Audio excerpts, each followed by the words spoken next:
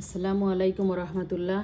ভর্তা পাগলরা কোথায়? তাড়াতাড়ি চলে আসেন এবং কমেন্ট করেন। দেখেন কি কি ভর্তা করলাম।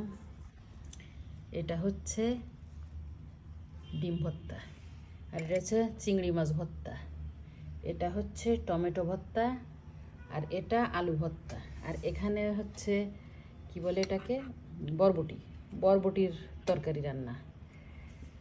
তা এই যে ভর্তাগুলো কার কোন ভর্তা পছন্দ জানাবেন। আর এই গরম গরম ভাতের সঙ্গে আমরা এখন এই ভর্তা নিব আর ডিম ভর্তা। আর এখন নিচ্ছি চিংড়ি ভর্তা। সব টেস্ট করে দেখি কোনটা কেমন হয়েছে। এরপর নিব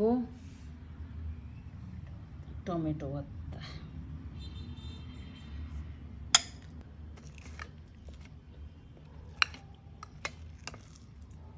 এরপরে আলু ভর্তা।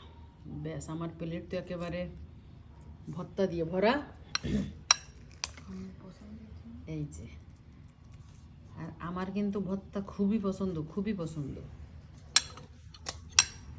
এই যে সঙ্গে একটা শুকনো মরিচ। ব্যাস, এবার আমি বিসমিল্লাহ বলে শুরু করব।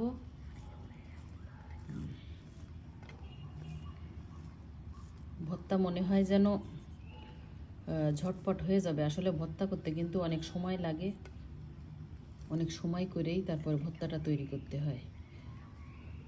বিসমিল্লাহ। খুবই মজা,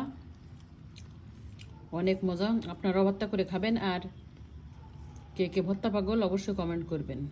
ভালো থাকবেন। আল্লাহ হাফেজ।